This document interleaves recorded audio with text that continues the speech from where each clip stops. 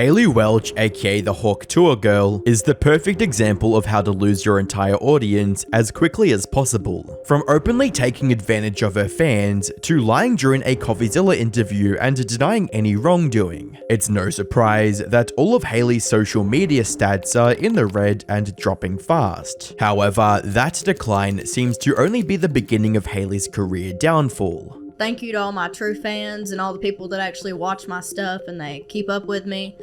We're trying to sort out all the pieces and stuff to get all this figured out and make everything right. Oh my God, I'm gonna cry. No, don't cry.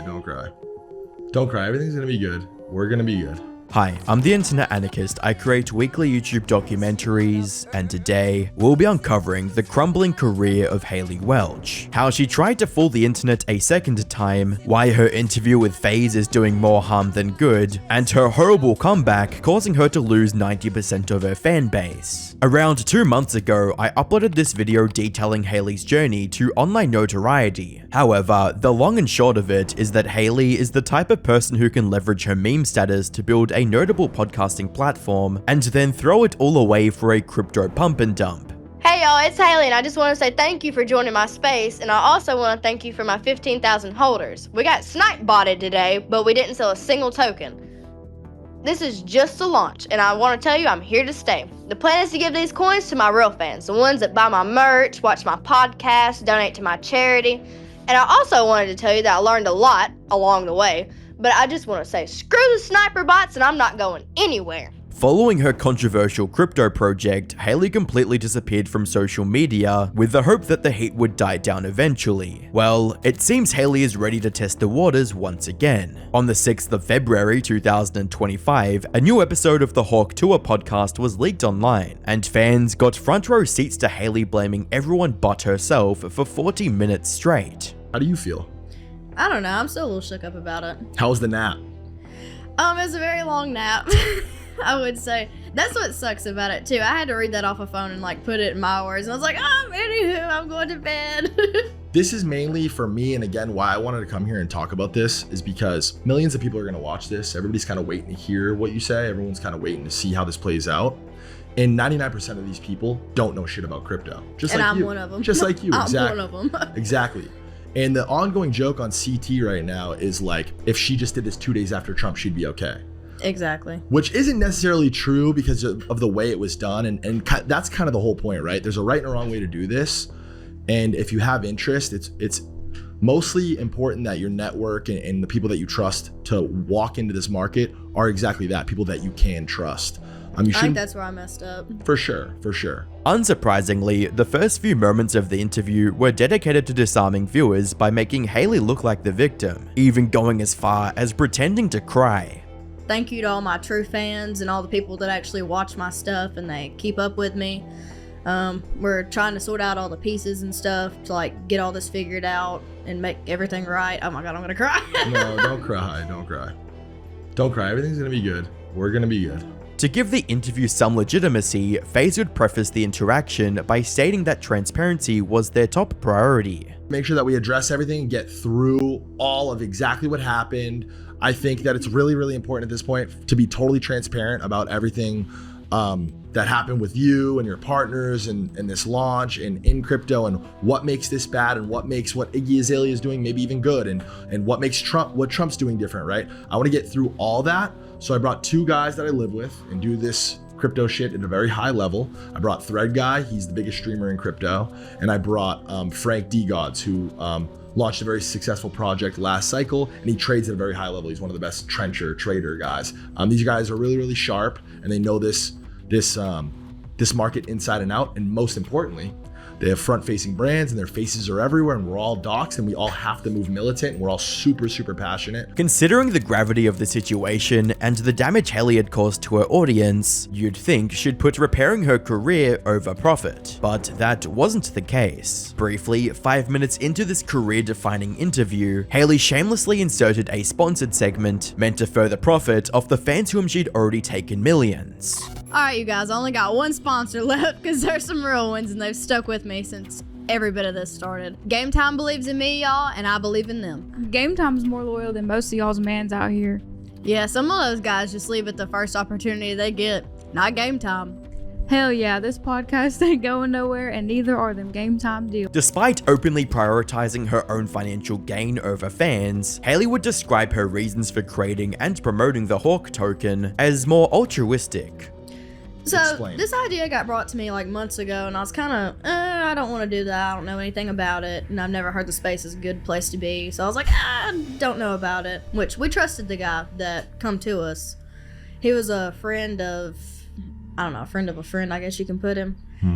That was my biggest mistake. Yeah, I probably should have looked into him. We heard a little bit more. about him. Apparently, he had like a pretty strong network in LA and kind of used that as leverage to, give himself a vouch. And I think the guy probably more or less overstated his qualifications in executing something like this. Fair to say. Yes. Which is usually the case. In addition, Haley threw everyone else under the bus as she painted her former collaborator, Doc Hollywood, as a shady individual and called her critic, Coffeezilla, a scary person to converse with.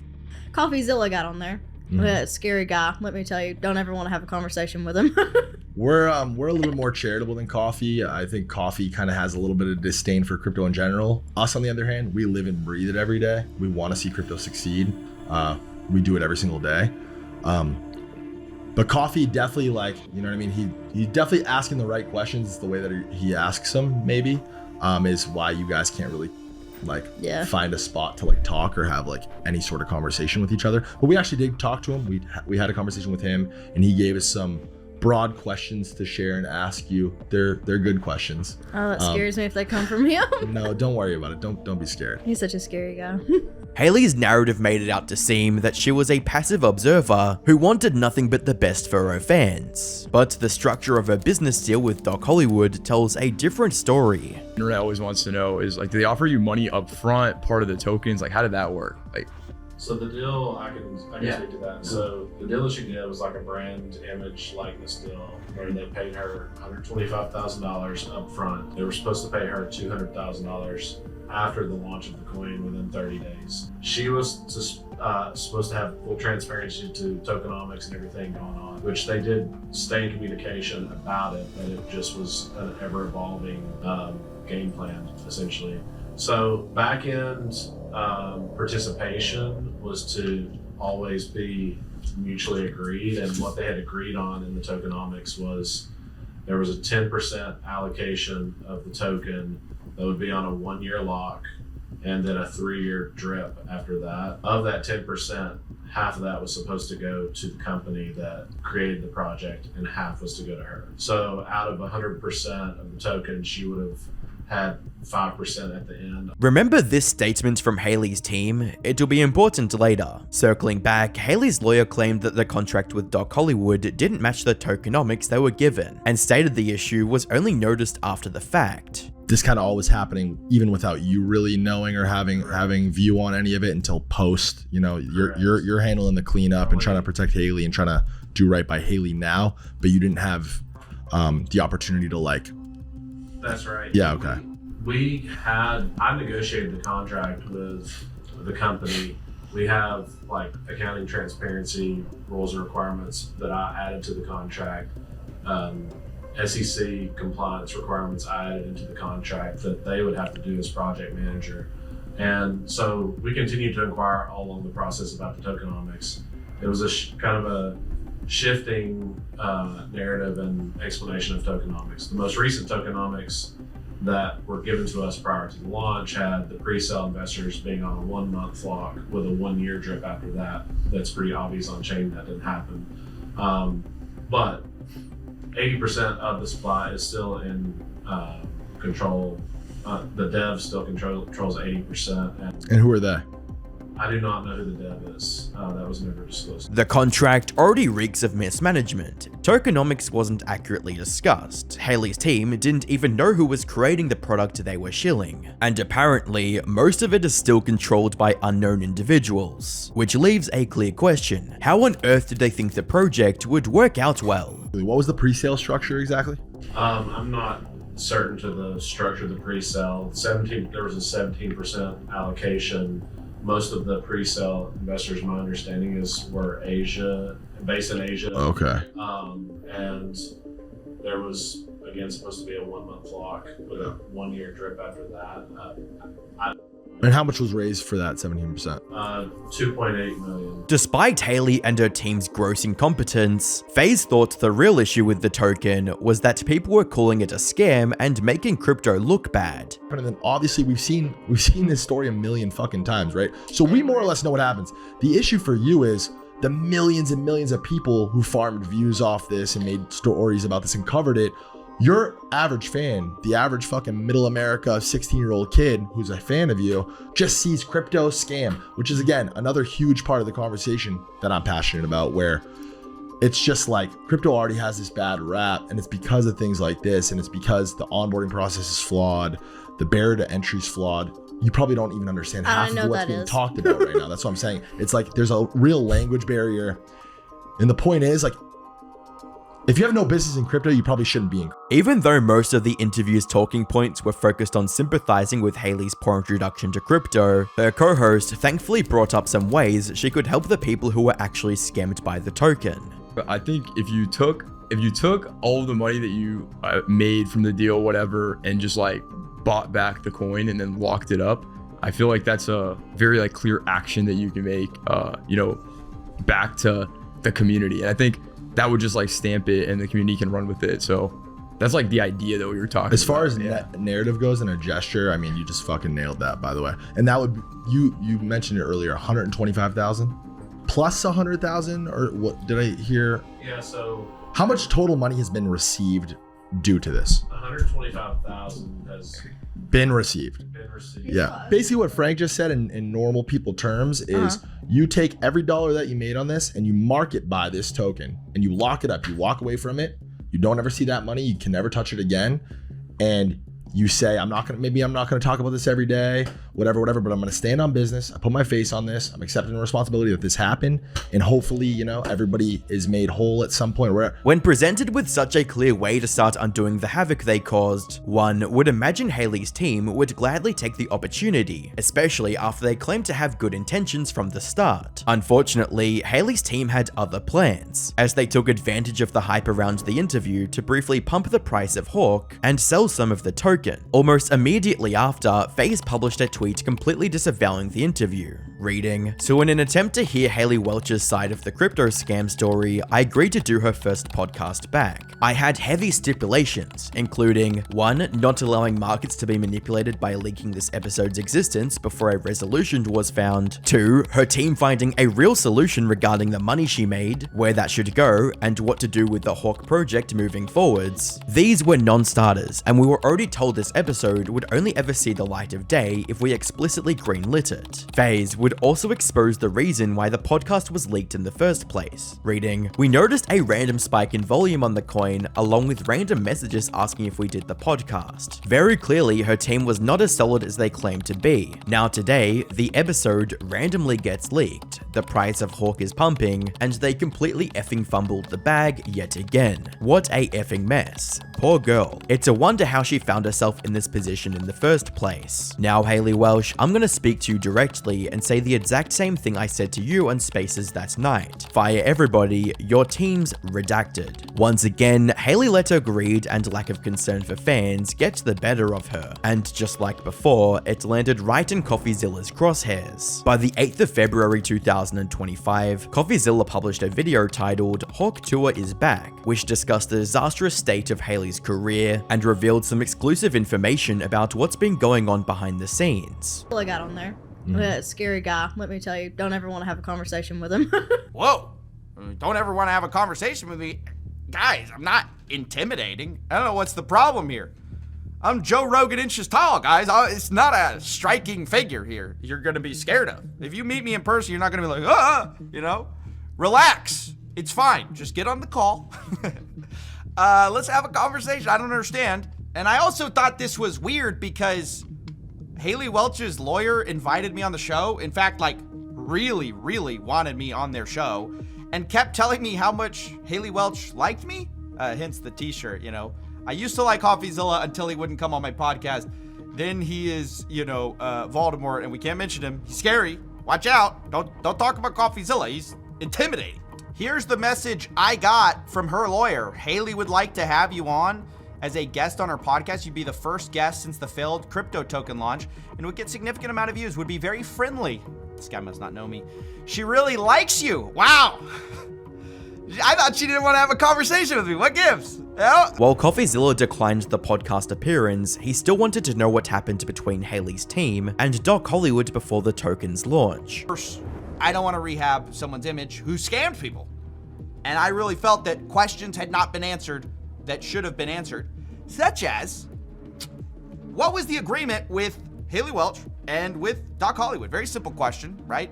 Basically, Haley Welch's position is, oh, I was a victim. I didn't know what I was doing. I didn't know how much, I was barely gonna make money. 125K plus like, you know, half of 10% of the tokens, locked for a year, like this terrible deal. I got taken advantage of by these monsters. Like that was kind of their position. And all I wanted to know was, you know, give me the contract. Show me that that is true. And unfortunately, they were not able to give it. He's not in a position to share it, he says. I'm sorry. I said, can't verify anything you say then. Even what you told me about the 50% split, which I had heard Hawk Tuah Girl was gonna make 50% of all the profits. And he kind of told me, no, that just applies to the tokens. So I was like, oh, well, maybe she's less of a stakeholder in this than I thought. I don't know. After this, Coffeezilla explained that he gave FaZe certain questions to ask Haley, since they wouldn't share the contract and stipulated that the podcast would remain a secret until some positive changes were made. As we've already discussed, that condition wasn't met, and Haley's team would claim it was an editing error. The guys behind it, they said it was an editor mistake. Oh, oops. Yes, the guys who interviewed us thought we may have insider traded the coin, but this guy says he vouches for the internal team, saying it was none of them. And Better, which is Jake Paul's team, I guess, no way they would ever do something like that, guys. Believe us. We will likely never know the info leak. The clip posting leak today was an accidental by Better's editor who had the episode in the YouTube queue waiting on approvals to release. Now, I don't know if this is true or false. I thought the weird thing about this video is that, like, everyone has had, anyone in media who's like had a sensitive episode recorded, you don't like do all the work if you think it might get canned. Like, obviously, right? These people not only edited the show, they put an ad in the leaked version of the episode, okay? So I'm not saying it didn't leak. I'm saying it's highly convenient. While the leaked interview might have benefited Haley's team in the short term, it would ultimately come back to bite them, as it created some very obvious contradiction in their story, compared to the evidence from Coffeezilla's investigation. This is from Doc Hollywood himself, which, if you remember, is like the key guy. Here he is saying, we'll do best to make it as simple as possible. The pre-sale raise is 50-50 Project Haley. Fees for market making and LP is split between us and Haley 50-50. Now that's a very, very different story than I've been told up until this point. It wasn't 50-50 pre-sale. Like, that's millions of dollars pre-sale. The fees were millions of dollars, okay? Or like $1 million. And that's what I say. The story's very different. This guy says, I think you can safely distrust anything coming from Doc Hollywood's mouth. He's denying it. He's saying, that's not true. And then he says, look, I just can't have the contract published online, willing to let you see it with your own eyes, and saying that's why he was going to let me see it on the podcast. I said, well, these messages were prior to the failure of Hawk Tuah Coin. So I don't understand why would Doc lie? Like, this isn't him saying it to cover himself later. It's him like talking in a chat with other insiders back then. Naturally, Haley's team denied the evidence and tried to cover it up with a different explanation. Haley would benefit from such a bad contract if what you said is true. And this is really how I feel. Half of 10% of tokens plus 125K makes 0 sense for someone who's bringing in all of the name recognition. Like, you're bringing the whole thing and you're getting this like measly piece of the pie. It doesn't check out. Like, 125K is a lot of money, but they made like $4 million. So then he says this, the contract says she was paid 125K on signing, 200K within 30 days of launch. Interesting, we didn't know that. And 50% of the net proceeds of the project with mutually agreed upon tokenomics. The tokenomics we agreed to were for half of the 10% of the tokens. Now, I want you guys to realize that what he just said is backtracking on what he's been saying the entire time, which he's been saying the entire time, oh, it's just 50% of the 10%, 50% of the tiny amount of tokenomics we're gonna get. No, what he's saying here, finally, he's giving us the real story. It's 50% of the net proceeds of the project, period. That is completely different from what they've told me. And so I say 50% of the net proceeds does not mean half of 10%. It means 50% of net proceeds, which is market making, pre-sale. This is like $4 million that they talked about. And I don't know if he's just trying to play dumb here, but he goes, we were told by Memetic that MM fees and pre-sale funds were going to be used to run the project. This led Coffeezilla to the conclusion that they were downplaying their profit because it would likely implicate them legally. And I'm just trying to say, like, you guys aren't the victims. I hope you guys are understanding that this is kind of my feeling in all this. They're trying to be like, oh, we barely made a dime. And that's just not true. Like, that's not what they stood to make. I said, what do you mean? You told me I could disregard what Doc said. Remember, he said, oh, you can disregard it. But y'all literally had a contract for 50% of net proceeds. Doc himself said the project was going to cost a few $100,000.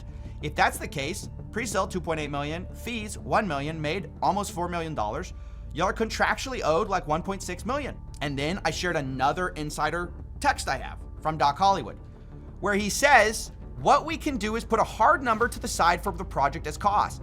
Like, we spent a few $100,000 on the project already. That money will be paid back to us off top. Then the profit is paid out. If a few $100,000 is what it costs and the profit's paid out, who's the profit entitled to?